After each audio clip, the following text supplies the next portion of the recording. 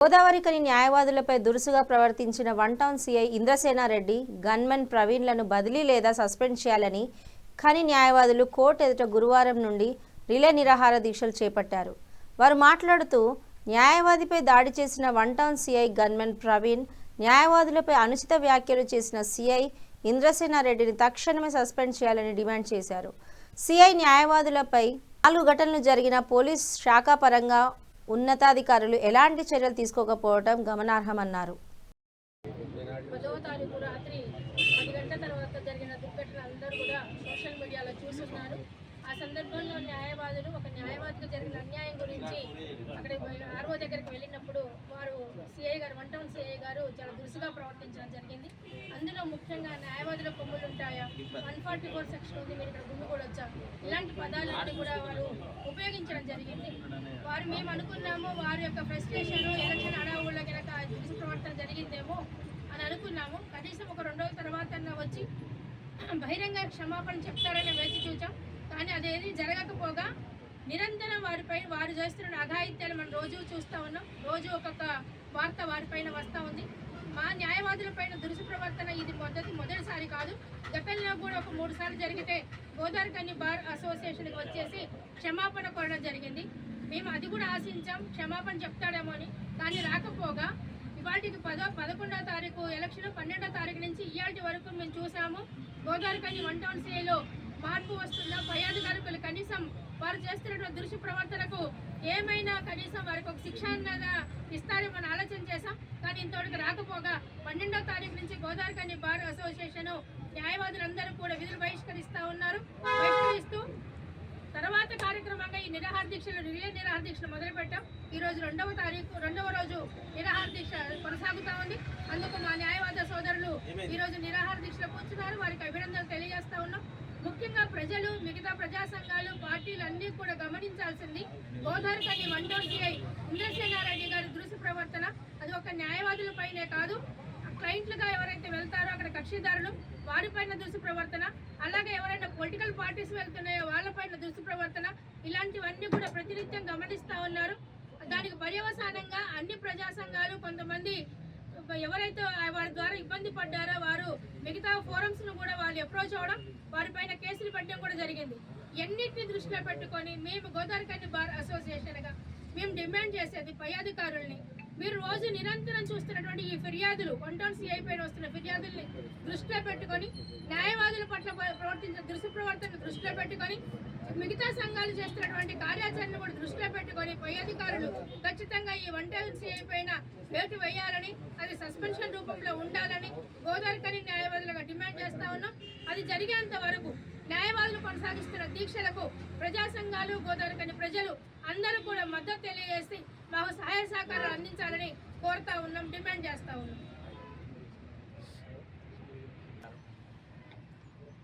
ఈరోజు మా యొక్క గోదావరికని బార్ అసోసియేషన్ అడ్వకేట్లు అందరం ఇవాళ చేయిస్తున్నాం.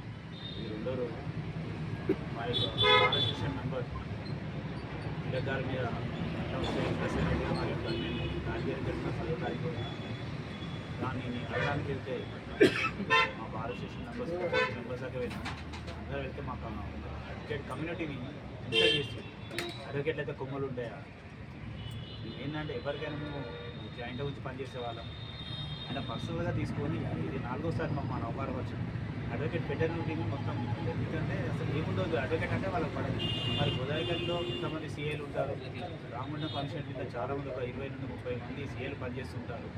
వాళ్ళు ఒక వన్ టౌన్ సీఏ గారు ఎందుకుందో తెలియదు, కానీ అడ్వకేట్లు అంటేనే కోపమైన దురుసుగా ప్రవర్తించడం, కొట్టడం, అడ్వకేట్ అని చెప్తే కొట్టడం, తిట్టడం, అసలు ఎందుకు అవమానపరుస్తుంది అనేది. అసలు ఆయన ఒక డిగ్నిటీ పర్సన్, ఒక official, law and order maintain చేయాలి. అంత ఉన్నత స్థాయిలో ఉండి కూడా అడ్వకేట్ని ఇన్సల్ట్ చేయడం అనేది చాలా అవమానకరంగా. మేమందరం ఇక 4వసారి కాబట్టి మేము తనని అసలు వదిలిపెట్టదలుచుకోలేదు. ఆ అడ్వకేట్ని అందరిని ఇన్సల్ట్ చేసినందుకు తను సస్పెండ్ అయ్యేదాకా మేము అసలు తనని వదిలిపెట్టాము. ఇంతవరకైనా వెళ్తాము. అవసరమంటే రాష్ట్ర తెలంగాణ బార్ అసోసియేషన్గా మేము బంద్ పిలవడానికి సిద్ధమవుతున్నాము. ఎందుకంటే కంపల్సరీ పోలీస్ డిపార్ట్మెంట్ అనేది తన మీద తగిన చర్యలు తీసుకొని సస్పెండ్ చేసేంత వరకు మేము తనని వదిలిపెట్టమని గోదావరికని బార్ అసోసియేషన్ ఆధ్వర్యంలో గత 12వ తారీఖు నుంచి కూడా మా యొక్క విధుల బహిష్కరణ అనేది కొనసాగుతూ ఉంది. 10వ తారీఖు రోజు రాత్రి శ్రీ మార్కాపురి తిలక్ గారి పైన వన్ సిఐ ఇంద్రసేనారెడ్డి గారి యొక్క దాడి అనేది గర్హనీయం. వారి గన్మెను వారు దాడి చేయడం అనేది న్యాయవాద కులమంతా కూడా ఘోషిస్తూ ఉంది.